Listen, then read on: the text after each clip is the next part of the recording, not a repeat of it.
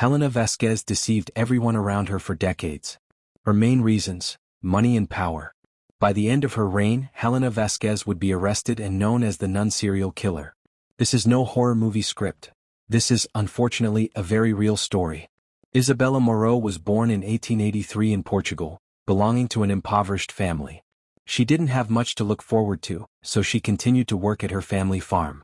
Despite her humble background, Isabela had high aspirations. She dreamed of a life of wealth and power. Some accounts suggest that Isabela worked at a factory to earn daily wages for her family. It's easy to imagine what kind of life Isabela was living before she became a nun, waking up at dawn and having a simple breakfast or maybe no breakfast at all, depending upon the availability of food in the house.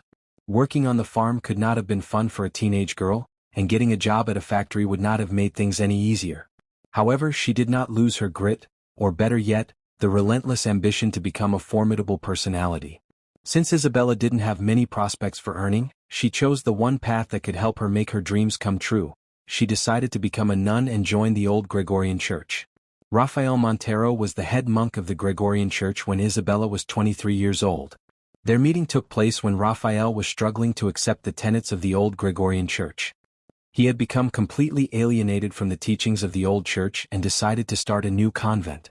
As luck would have it, Isabela joined Rafael when he started his sect, called the New Gregorian Order. Isabela Vasquez became Helena Vasquez. Who would have known that the woman who took the pure name of Helena would soon wreak havoc on the lives of the very people who followed and believed in the church? Of course, no one could predict what would become of the New Gregorian church when Helena took over, but the signs were not good. Helena rose through the church ranks and soon became a confidant of Archbishop Rafael of Coimbra. When Rafael entered into a conflict with the old Gregorian church, Helena was by his side. They laid the foundation of the monastery of St. Lucia in 1927, located between the town of Sintra and the rural villages of Caldas de Monchique. Rafael had been planning to establish his own monastery for the past 2 years, and Helena helped him acquire the land. She came into possession of an additional 7 acres of land, and later that year she acquired 2 more plots. No one knows how she was able to secure so much property.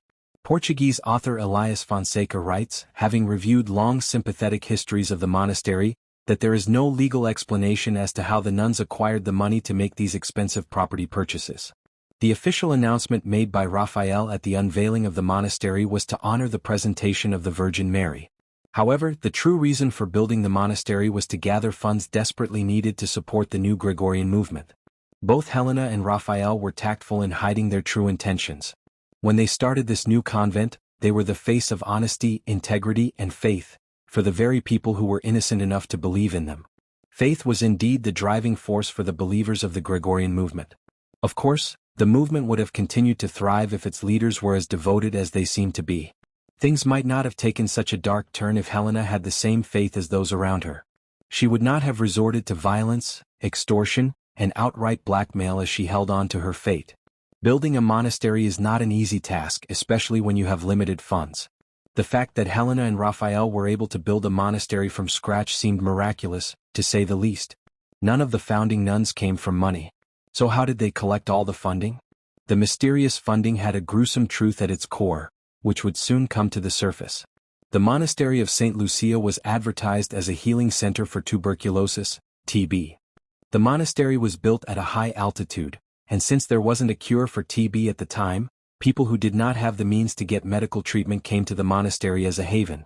People started to come to the monastery in throngs, hoping to heal themselves, and Helena welcomed them with pleasure.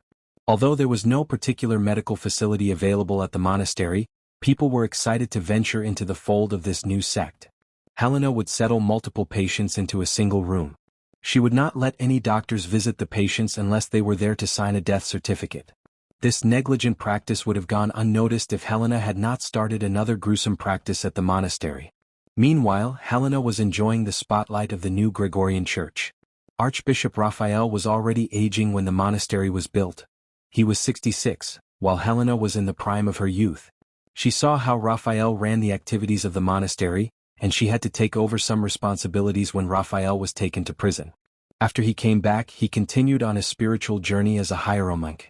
He would fast for 40 days and stay in isolation to get closer to God. While Raphael was going through his spiritual journey, wrapped in heavy metal chains tied around his waist, his apprentice decided to put others under distress. Little did Raphael know that the sweet-looking Helena would turn out to be a tyrant in his own monastery. When Raphael was on his deathbed, Archbishop Chrysostomus of Evora came to visit him. The archbishop wanted to bury the hatchet and possibly end the division in the Gregorian Church. Before Raphael could try to say anything to Chrysostomus, Helena barged into the room with all the nuns and told him to leave. We can only speculate how the healing of the division would have come about. We can never know what kind of effects it would have had on the future of the Gregorian Church, as Helena had snuffed out all hope for an agreement. Archbishop Raphael's health had started to decline in 1939, and Helena was now in charge of the monastery. By this point in Raphael's life, he was only a shadow of his former self. He had to rely on Helena to make important decisions and soon left everything under her supervision.